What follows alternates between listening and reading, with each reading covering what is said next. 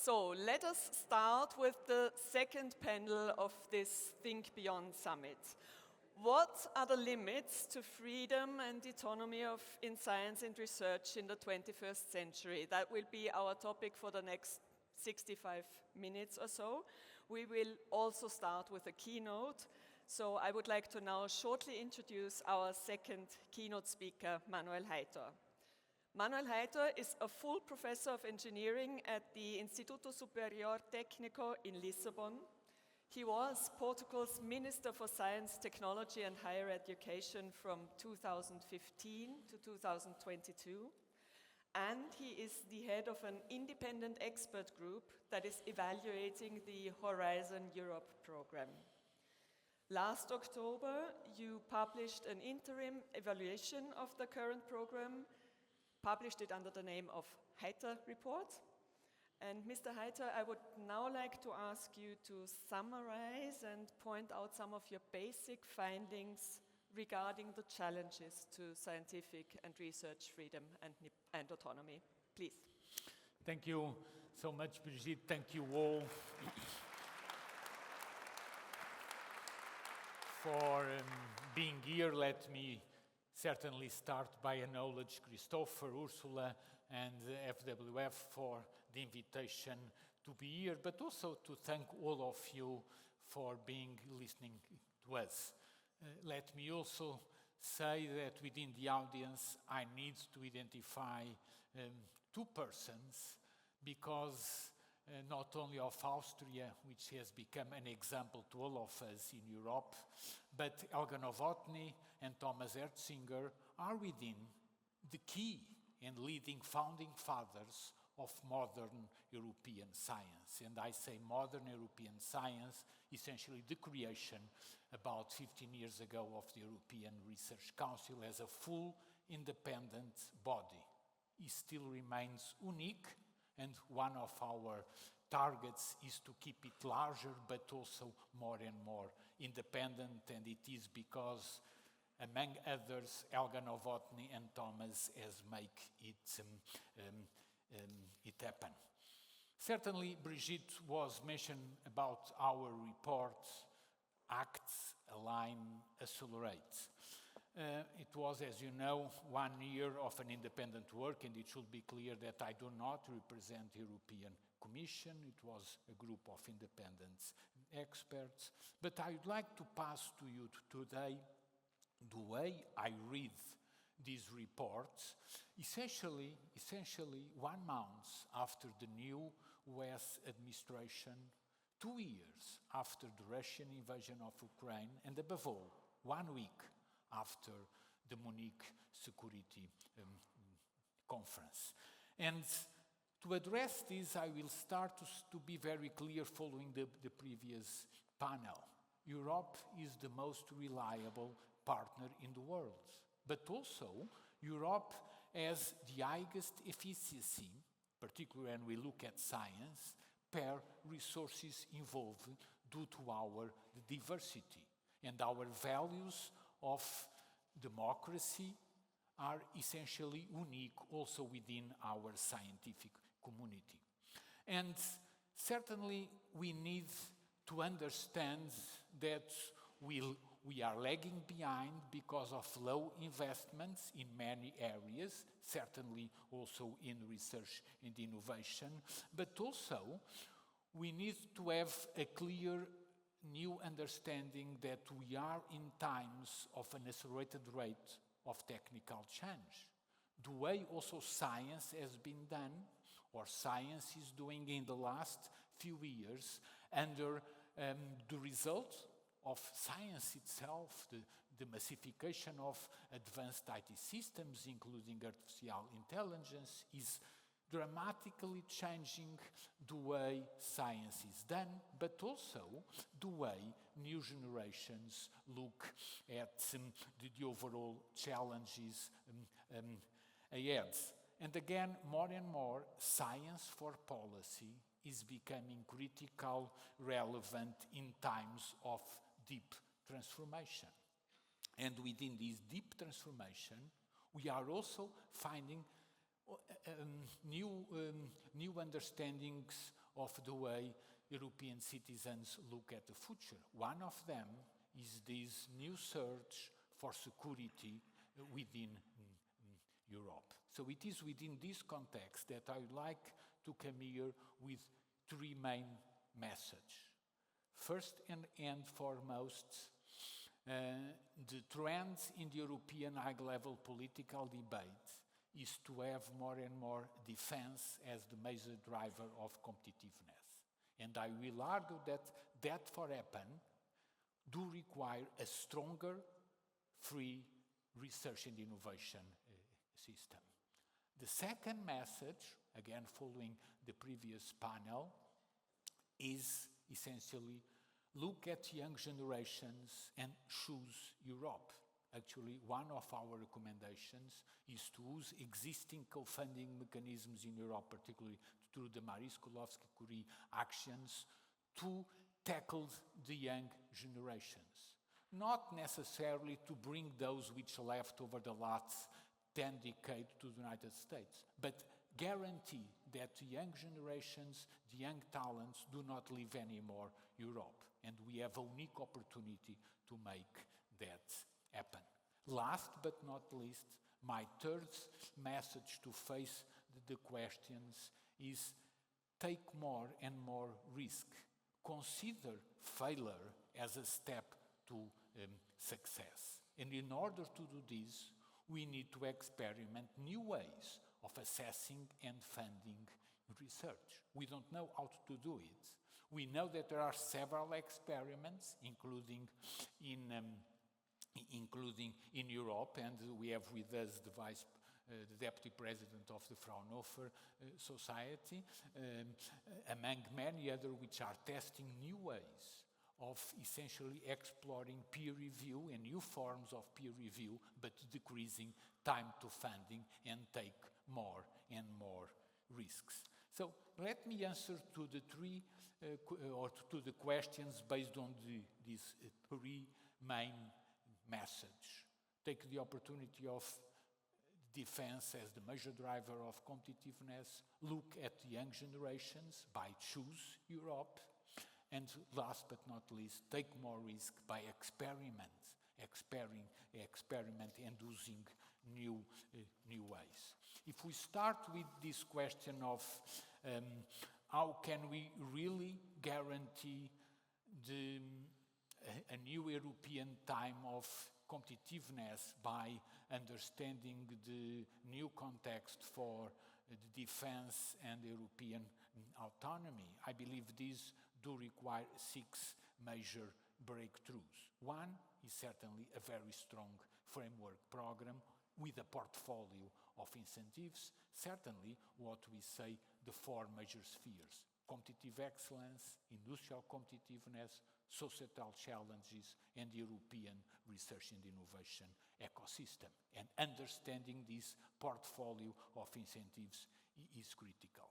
Second is definitely move to high added value products and systems. We have with us Sabine from Infineon, a unique experience. Following the French Nobel Laureate of Economics 2014, Jean Tirole, together with other economists in Bocconi and Toulouse School of Economics, they have shown that we in Europe are entering what they call the mid-tech trap, because they show that most of the public, national and European investment over the last 25 years were investment in low and medium technologies associated with the automobile industry. We need to break that and invest in real high added value products and systems, and to escape the mid-tech trap.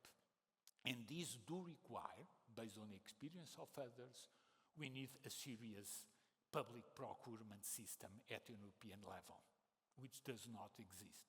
But we have done it in the past in Europe, only under threats. For instance, the COVID. The COVID threat was the only way to develop 2 rather innovative things at an European level. A procurement system for vaccines was totally innovative, the only time we did it. And second, going to the capital markets to raise new funds beyond the taxpayer, and we did the recovery funds. So these two initiatives were unique under the COVID threat, and now we have a new threat that we need to face. But also, this idea of a threat do require a completely new cohesion policy, different from the one we developed over the last 25. Last but not least, two major issues very direct to the question that Brigitte and Christopher put to us. We need a completely different, nuanced global cooperation. The elephant behind the table has been always the rise of Chinese science. We cannot ignore it. We cannot anymore forbidden our top scientists in Europe to collaborate with Chinese scientists or American scientists. We cannot block it top down, and we need to really understand that investing in science is also investing a new way of collaboration. It is a risk, but is a risk that we need to take also with a serious responsibility at an individual level by our scientists. And this brings to my sixth and final point, which is research security. Again, also based in recent US studies, we cannot just block science, but we need to understand it in a project-by-project level, and also call for an increased responsibility of our individual scientists that can only be taken if we take integrity as an institutional, at an institutional level. So this idea of answering these questions through a better understanding of the role and the articulation between a strong research and innovation can be taken to make defense, and therefore the security of our citizens, a new task. And again, remember, as we clearly address in our report, that every good science, and that the result of research is ubiquitous in nature. And we know this for centuries. Through the laser sources or through any other cancer research. We need more science, because the good science will always have different applications. And if we look back, for instance, at Richard Feynman, the Nobel laureate in physics 30 years ago, it was clear to differentiate the body of knowledge from the application of knowledge. And we cannot preserve or limit the construction of a solid body of knowledge, which do require more and more the understanding of a new time between the articulation of basic science and disruptive innovation. See our own examples in Europe. Again, 20 years ago, we didn't have any agency, any fund for basic science. Again, due to Helga, Thomas and many others, we know, and we built the European Research Council. Now we have 15 years of unique experience, but also in the last 5 years, we have had the experience of the European Innovation Council. And now when we look at the last 3 years of Europe, actually, we built more startups than the United States. The point is that most of our most successful startups did not grow in Europe. They went to raise funds in the United States. And therefore, this is not anymore a startup question, it's a scale-up process. Also, the results from the Commission clearly shows that most of the patents which have derived from research funded through the ERC were used by American companies or American investment funds. So these are lessons learned. We need more fundamental research, more disruptive innovation, and working with them together with the critical role of collaborative research if, as Sabine mentioned, is being done oriented towards higher added value products and systems, and this again requires talent and requires we look carefully at the next generations. Thank you very much.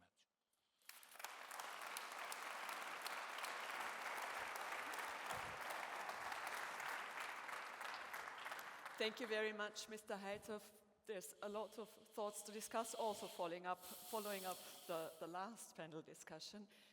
May I now ask my other four panelists up on stage? That's Markus Aspelmeier from the University of Vienna and the Austrian Academy of Sciences. Please take a seat right there. Thank you so much. Katalin Farkas from the Central European University here in Vienna. Pleasure meeting you. Barbara Weitgruber from the Ministry of Education, Science and Research. And Jens Jungblut from the University of Oslo. Please.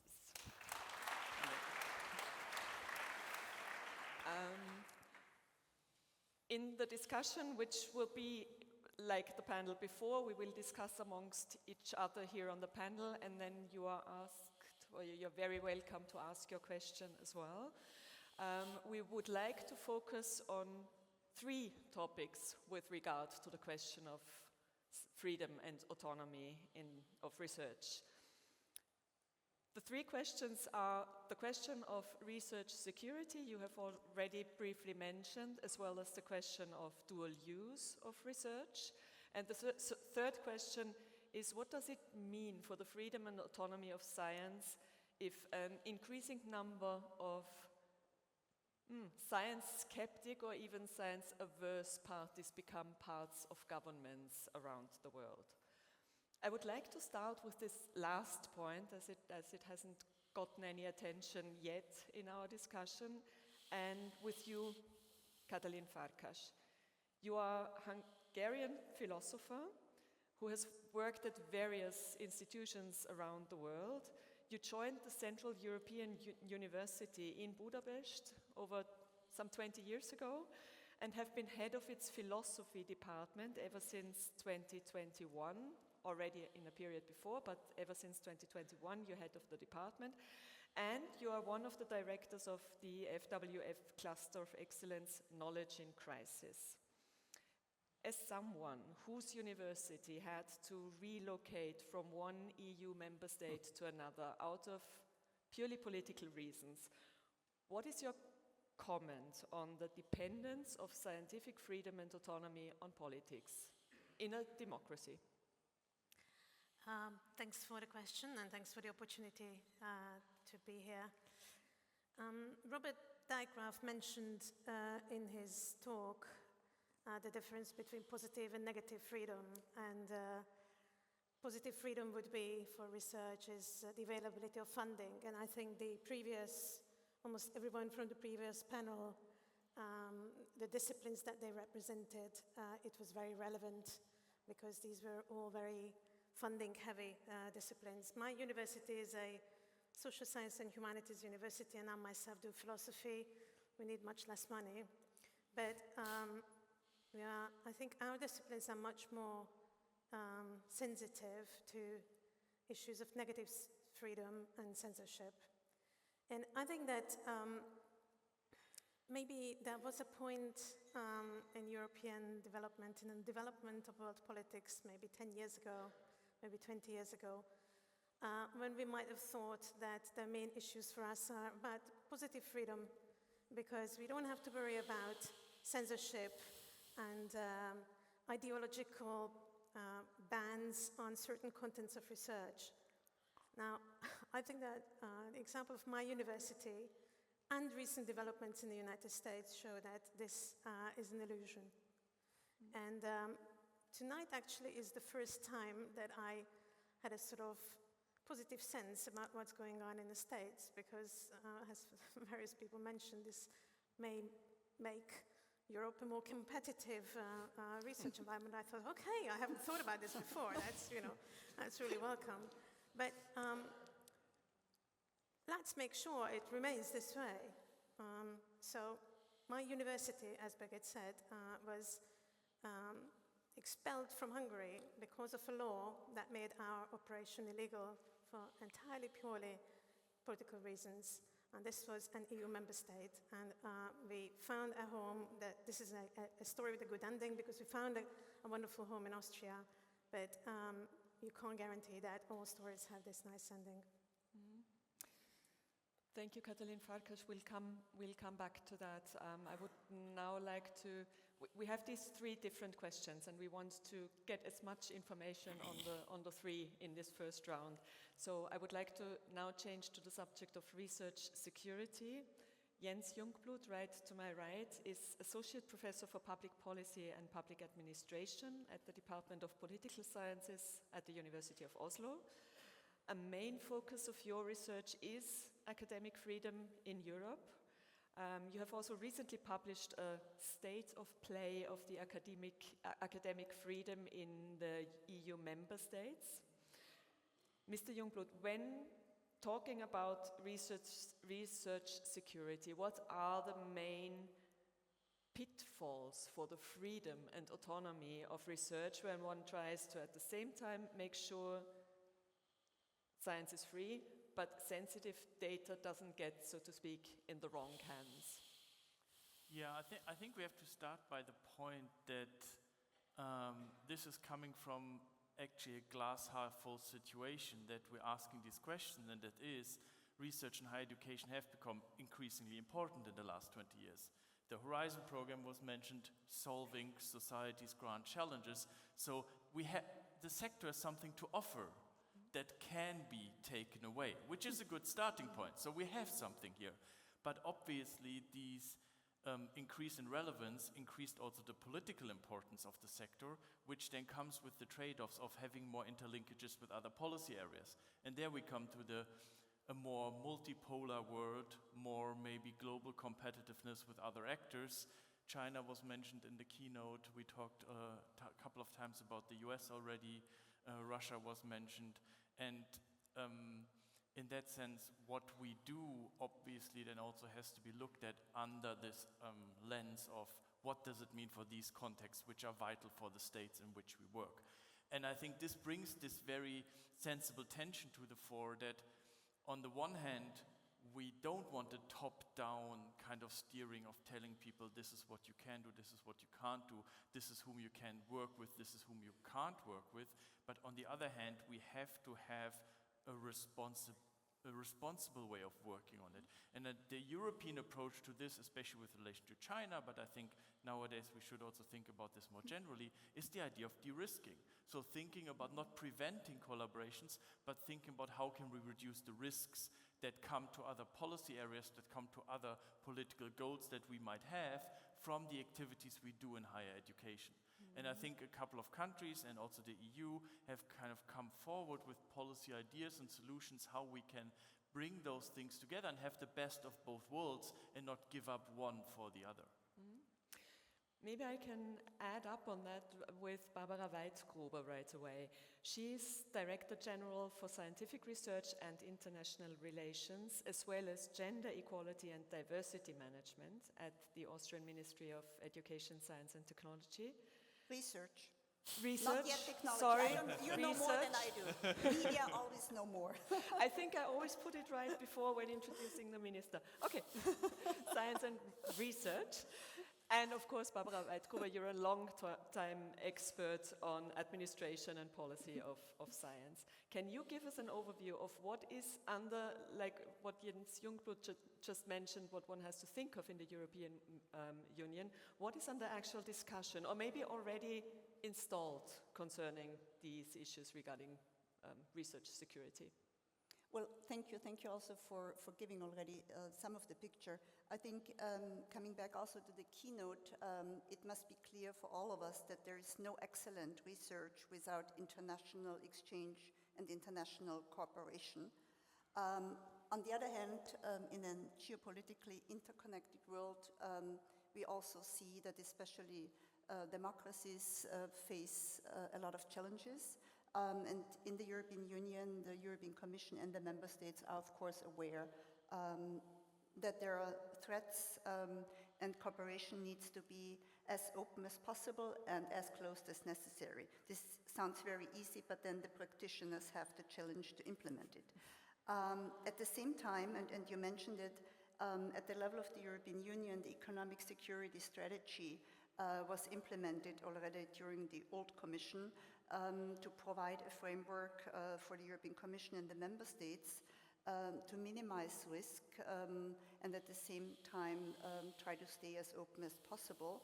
And as was mentioned before, higher education, science and research have become valuable goods. So they are part of the economic security strategy. And under this framework, the Council of the European Union, the competitiveness research part, adopted recommendations enhancing research security last year, which is a structural cornerstone both for the member states but also for the joint cooperation within the European research area, which we think should be an open research area, attractive for international talent, but definitely attractive for the European researchers, because actually it's all about them. What has been done as a first step is, of course, a mutual learning exercise to share best practice and to learn from each other. In Austria, we commissioned a baseline study to find out and to assess where our higher education and research institutions stand, with the result that we realized that there was limited awareness of risk and dangers of foreign interference. Cybersecurity has been known as a threat, but all the others were not as prominent.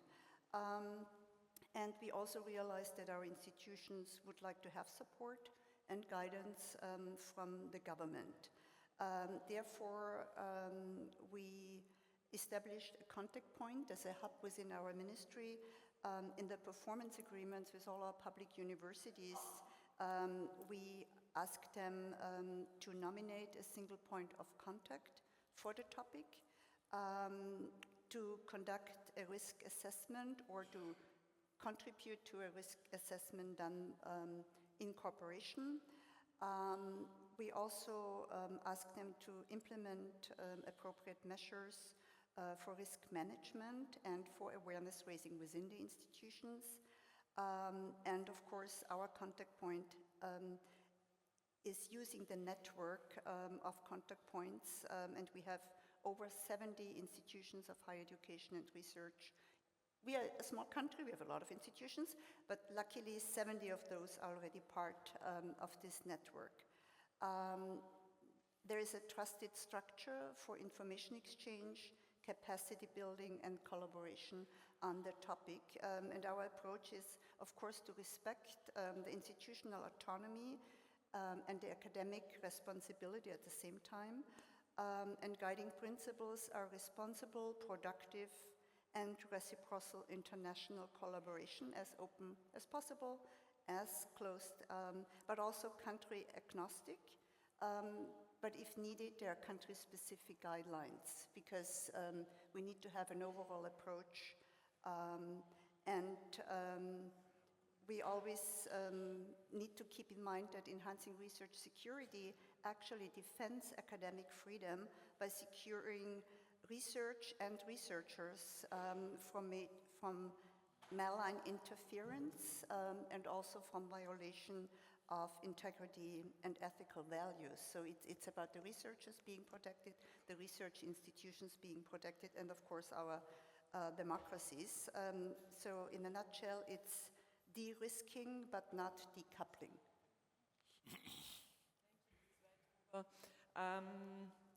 Let's now introduce some thoughts on the third issue of concern here. I mentioned the possible role of dual-use research, that is research for civil as well as military uses.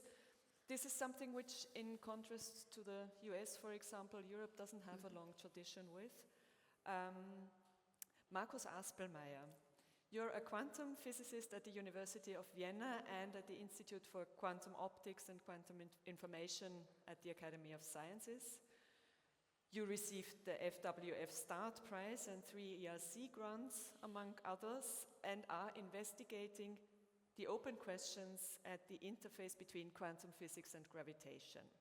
Now, also that is very basic research. It is very interesting for many high-tech implications. Everything that's happening in quantum physics is really imaginable for civil as well as military uses. What is your view on dual-use research, and have you come in contact with it personally somewhere and somehow? Thank you very much. So as you said, I'm coming really from the other side. So I'm carrying the flag here of blue sky research, whose purpose essentially is to question existing theories, to push the frontiers of what we know today. And as Mr. Heiter already mentioned, of course it's exactly that. If you look back in what advances society is, the origin of many advancements is exactly this basic research, which leads to major discoveries at some point, which leads to a revolution in the way we think about things, which then leads to breakthrough technologies, and which then leads to, well, jobs, improvement in health, society, and so on. Now, of course, as long as we stay in the very beginning, exactly in that domain of asking simply the fundamental questions, you ask yourself also constantly, so where is the dual use? So if you look at the beginnings of nuclear fission, so at what point did the issue of dual use sneak in? So at what point in fundamental research does it? And it's really not clear, because everything we do, everything we work on together with our partners from all over the world, including all the countries that have been mentioned so far, and even more, we publish openly. It's accessible to everyone, everywhere in the world. So where now does the risk come in? Where does a security risk, economic risk, dual use come in? Well, it comes in at the moment you start to have an idea based on this published research. And an idea that could have, for example, economic value. At the moment it has potential economic value. Once you can make a product or a sensor or whatever, you can use it for anything. It's basically then just your imagination if you use it for something civil or military. So, and I think it's this point where research security enters, where dual use enters, and it's this point where structures are needed to then protect that specific knowledge. We have those structures in place in principle via patents, via then the ecosystem you said. We have a large number of spin-offs. So at that point, it sort of should be taken out of the domain of basic research, the universities, and transferred into an interimistic structure, intermediate structure that then transferred to industries and can then really have this economic value where it has to be protected. And as someone working in fundamental research, and particularly you said it, no? I'm doing quantum physics, so obviously I'm a threat to national security because everything I do is sort of a potential use for everything. And I guess one of the reasons is because nobody understands it. So I think, of course, you're fully correct that we need to be educated as basic researchers. How do we deal with these questions? I think it's important to be aware that we have these potential threats. On the other hand, it's also our duty as basic researchers to educate our policymakers, our decision makers, in order to avoid mass hysteria on the level in the decision-making processes. Thank you very much, Mr. Aspelmeier. From this position of the basic researcher, I would like to go to the position of an engineering scientist and also a policy advisor. Mr. Heiter, where do you fit in there with your ideas on dual use? What would your advice to someone like Markus Aspelmeier be, and what is your advice for the organization of research in that regard in a more general way? Thank you so much. We have written here.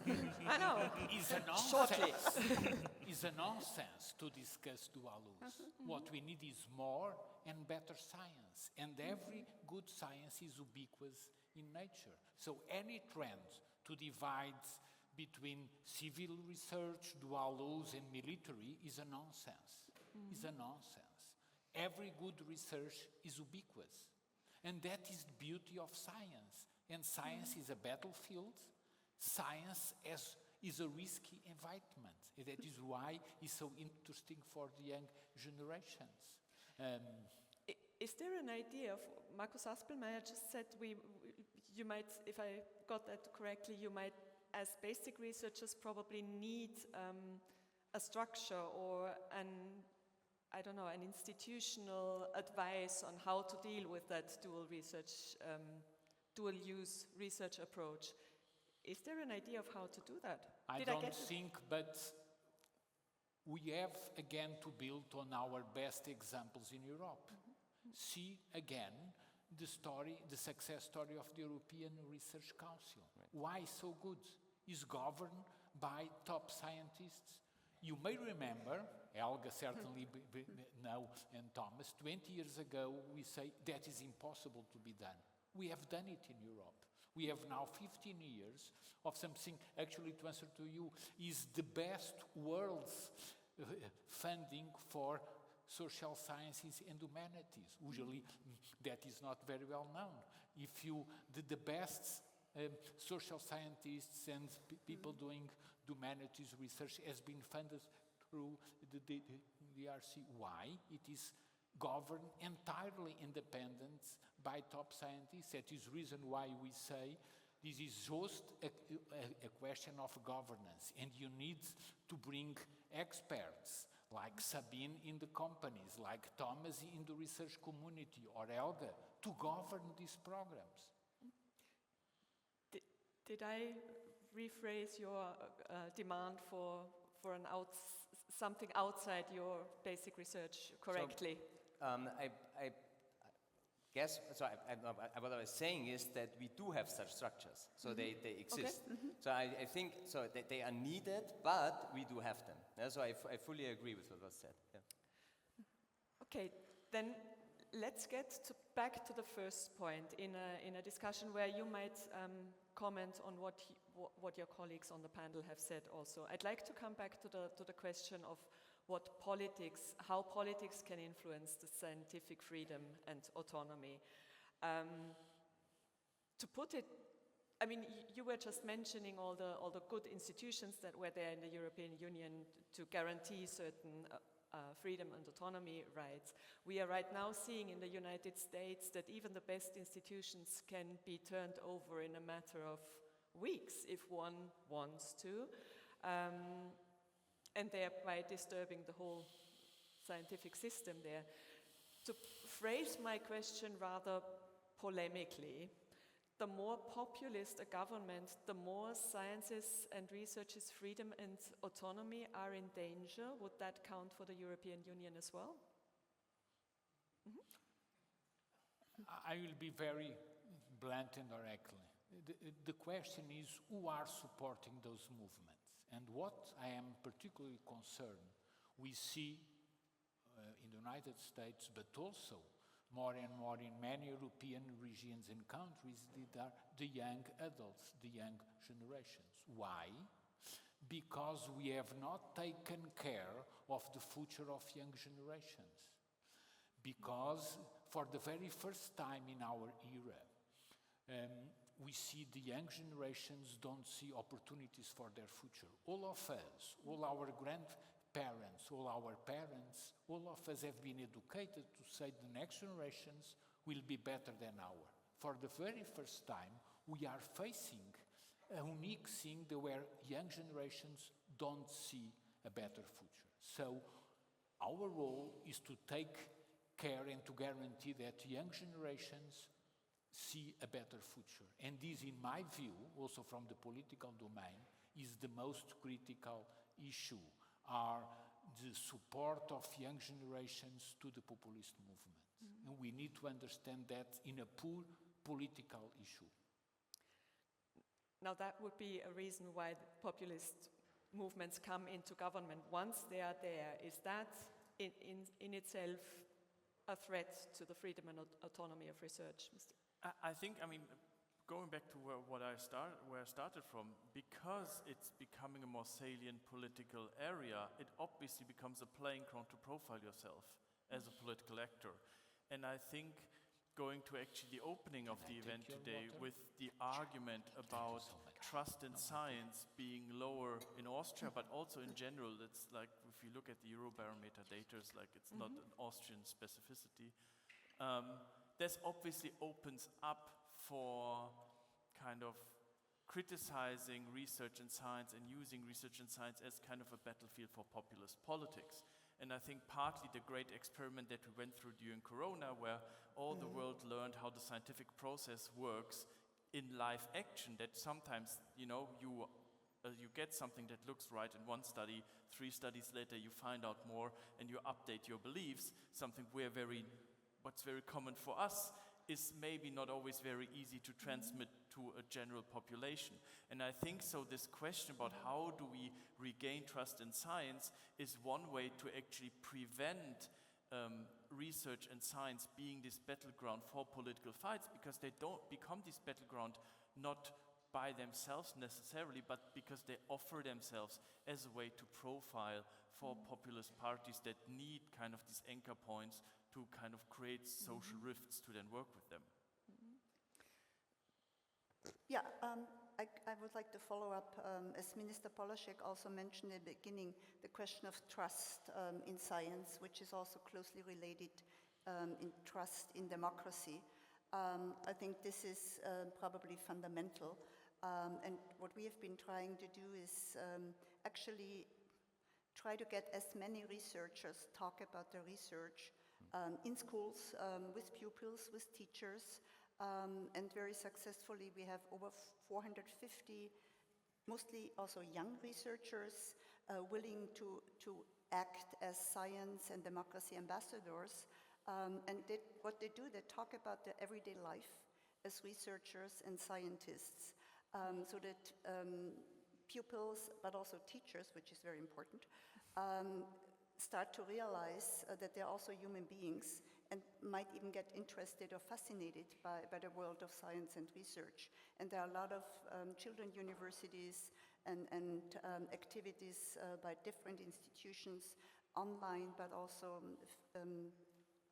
on campus to try to get more to the people. And there's a platform with actually hundreds of offers across the nation, in schools, in public institutions, NGOs, to reach out to the general public.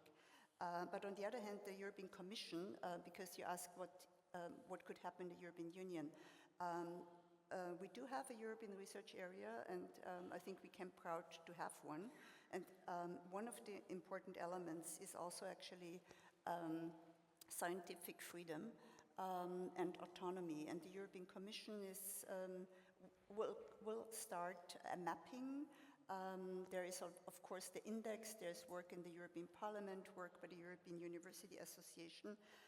But within this work program of the European Commission, there is now a focus on scientific freedom.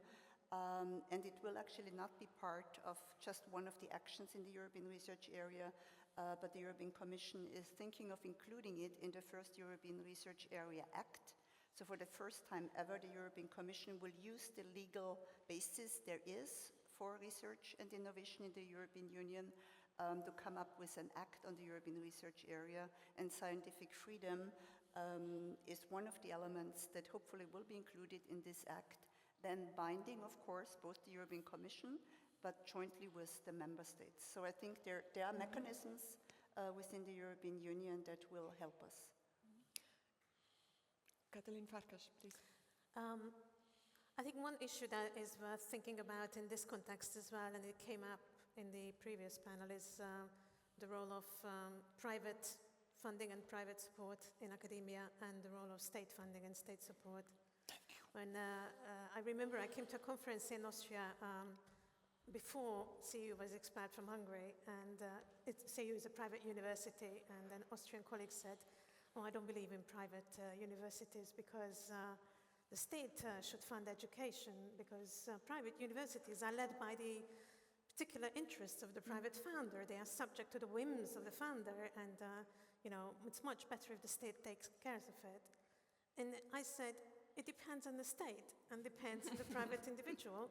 So in our case, we were actually much better off in our private university than being directed by the state. At the end, I think this may sound a bit dramatic, but I think upholding academic freedom will be up to the community of academics themselves.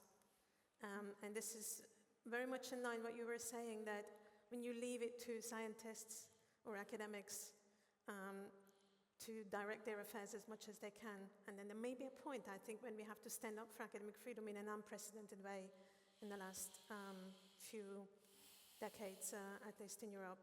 I think, and then we have to make use of support from wherever we can, be it private or, I was very interested to hear in the first panel, the diversity of funding that is going on now. I think it's very, very important. Now I'll take the example of Christoph Gattringer in the panel before. I'll let you know that in about 3 minutes' time you are free to ask questions. In these 3 minutes I would like to ask one more question to Markus Aspelmeier. Taking into account that, of course, scientific freedom means you can do whatever research you like, but given you have the money that you need for your research. So the financing of research obviously can be a limiting factor, let's say, to the scientific freedom and autonomy as well. Have you ever experienced a sort of political or economical influence on the focus of your research? Not just saying, we are not funding this because for whatever reasons, but really we are not funding this because we don't find it interesting and go for something else for political or economic reasons. No. Good. But maybe I'm careful enough to pick my funding agencies. FWF. For example, no, but Yeah. this is a very Academy good example. of Sciences. So I think FWF and the ERC, I think both of these funding schemes slash agencies, I really have to say, we are being envied for these possibilities that we have. So when I talk to colleagues in the US, for example, they always say it's unimaginable how much basic, fundamental research you are able to do and get funded.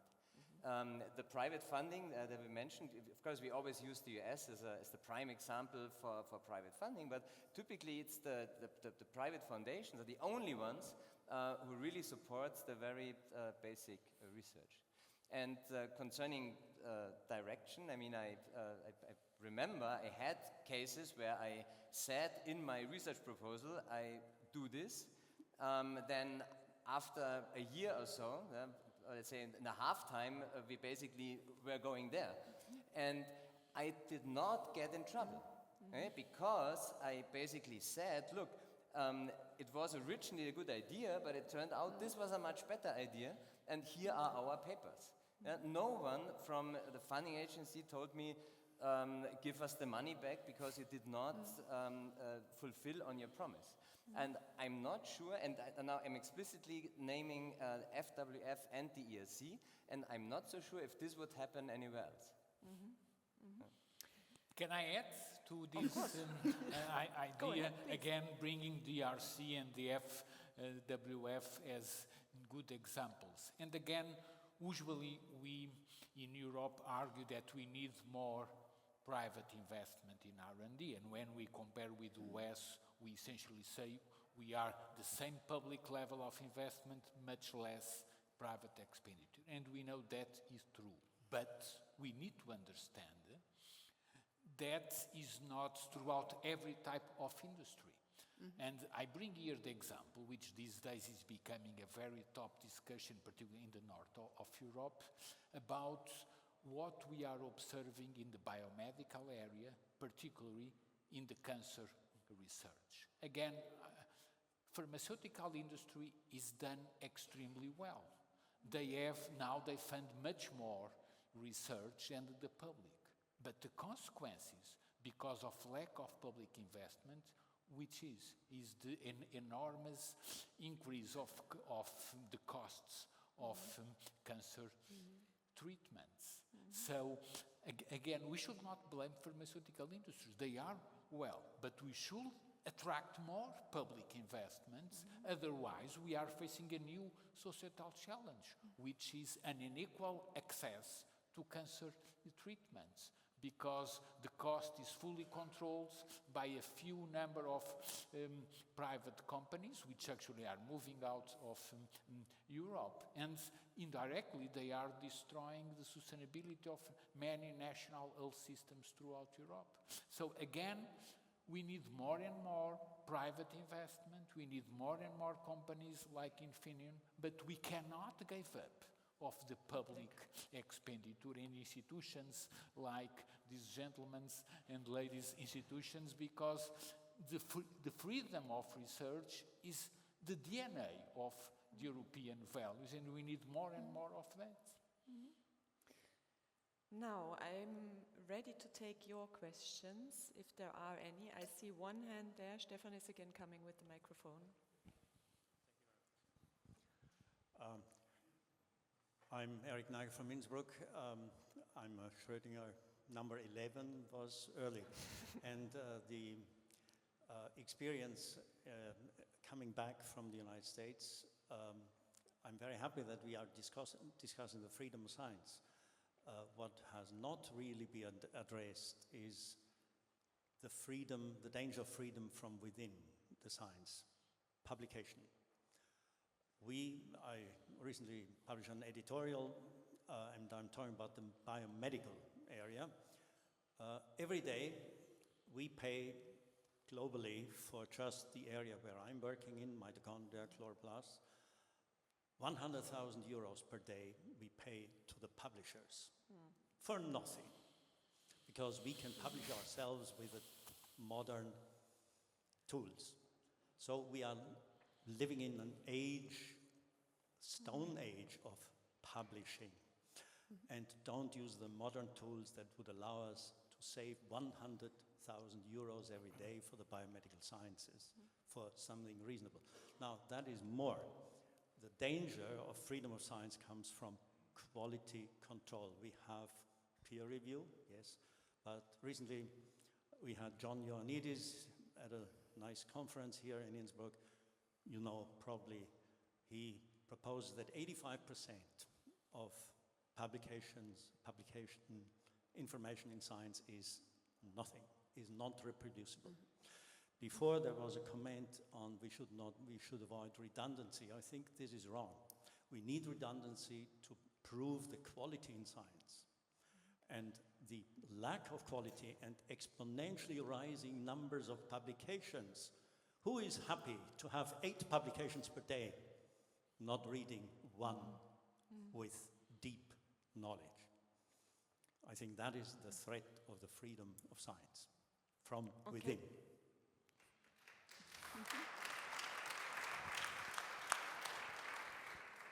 Is there another question right away?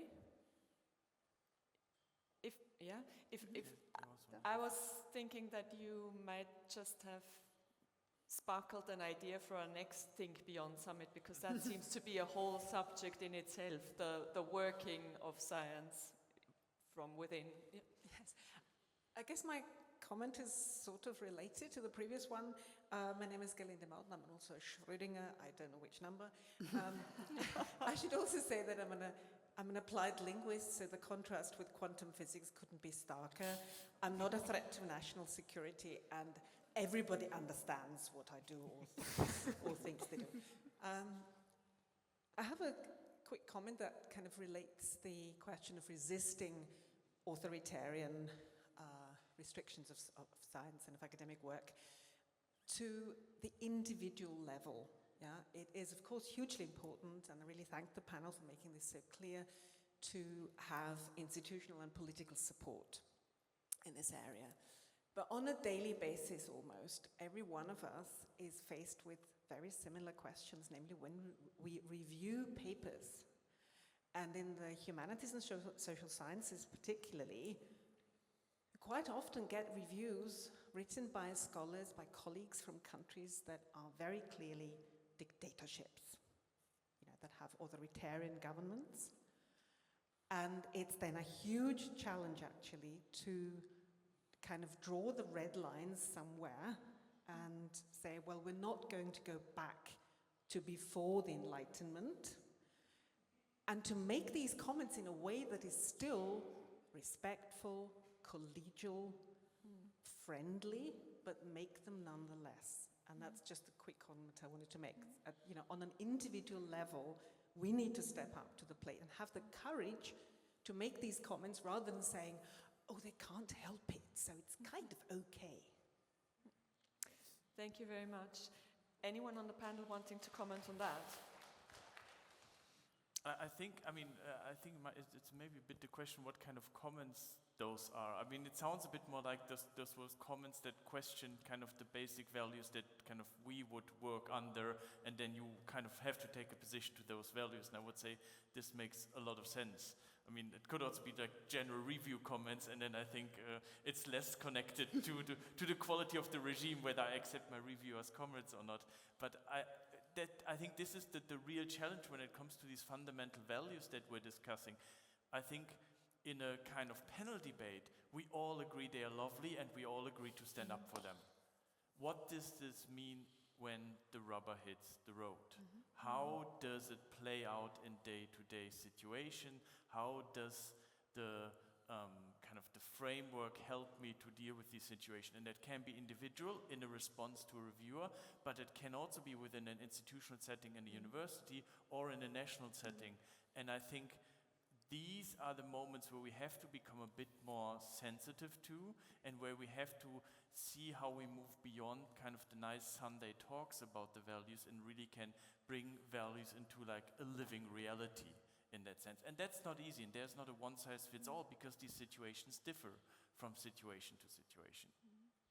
Let me tackle again. We have two important questions, and certainly the publication issue is a very complex issue, but also the opposition to the traditional publishers, say the digital editors, has become also a mess with the so-called paper mills in some parts of the world. So we need to be careful, and this is a deep complexity that the science community needs to deal more and more, and there is not an easy answer overnight.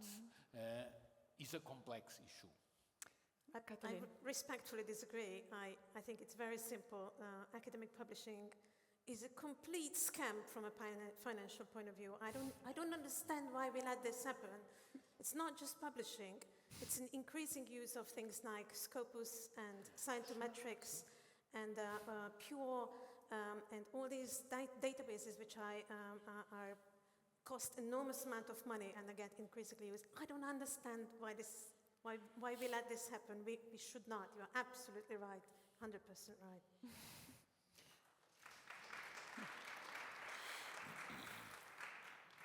So you asked me to be brief. I have two comments on what was said, and I also fully agree on the pragmatic.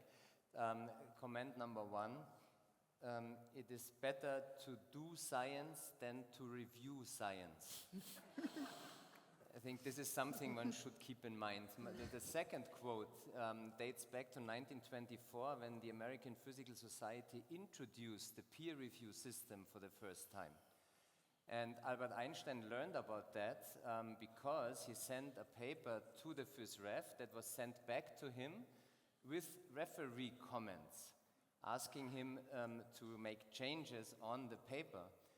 Einstein furiously wrote back to the editor saying, "I sent you my paper to publish it, not to review it." And so this is why I fully agree there needs to be a major revision. One needs to think back, and this goes now to our young generation. when we talk about where freedom is restricted, this is right now how our young generation is actually being evaluated when they come up for faculty positions. It's Excel sheets where exactly all these numbers enter, and this is not the correct way. So a major revision needs to be done. I think one just needs to be courageous. Right, Gruber. Yeah, and you actually, as Manuel said, it's the scientific community that should do so. Within the European research area, there is, the ministers agreed on a framework for research careers, where it's clearly stated that it should not be just about publications, but all missions of higher education institutions and research organizations should be taken into account, from outreach activities to entrepreneurial activities, teaching, science communication. So it's up to the institutions to include that in recruitment mechanisms and in career path. And there's also COARA, the Coalition of the Advancement of Research Assessment, within the European research area, and FWF is one of its members, because it's actually the funding agencies, the research performing organizations and higher education institutions among themselves should really come up with new methods and also discuss them internationally. But the idea within the European research area was actually, and two ministers are here now, former ministers who adopted at that time the European research policy agenda and the Pact for Research and Innovation, including all these elements, so that Europe could become a model with different framework conditions for researchers that makes it more attractive. But we need to implement. Although neither the Commission nor most of the academic institutions follow our recommendation. We did the recommendation, but no one is following our recommendation. We're working on it in Austria. We're working on it. I remember having heard a comment in our conversation before that similar things happening to the Heiter report, but we are not discussing that here now. For a last round, I have a question that sounds very big, but it doesn't come as a surprise to any of you, as I've told all of you before. Just as take-along points, so to speak, what measures do you consider most important to help secure autonomy and freedom of research and science in Europe on the long run? And that would be one sentence for each, please. Who wants to start?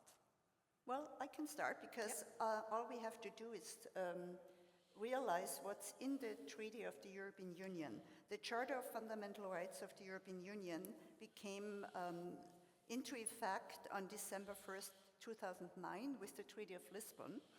And there is Article 13 saying that the arts and scientific research shall be free of constraint, academic freedom shall be respected. This binds all the EU member states, the European Commission, the European Parliament, and everyone living in Europe. Thank you, Barbara Weidgruber. Long sentence. Mr. Jungwirth. We need stable, reliable, supportive frameworks on the European, the national, and the institutional level that keep the freedom of decision-making for the researchers, but give them the help they need to do it in a supportive and a secure way. Manuel Heiter. Look at the future of young generations and starting by guarantee better research careers. Actually, very recently, I coordinated under the CESAR network a survey. We have identified only one university in Europe with an inverted pyramid, more full professors than assistant professors.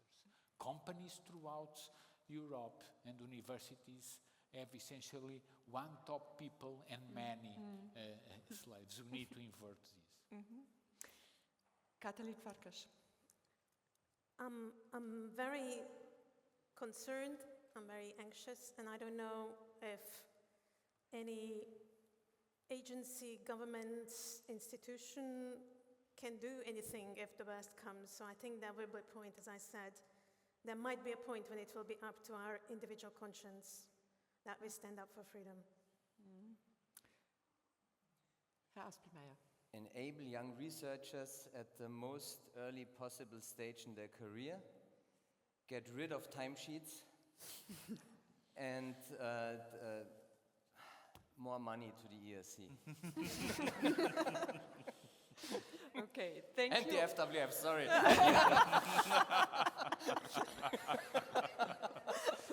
How could you forget that? Thank you all very much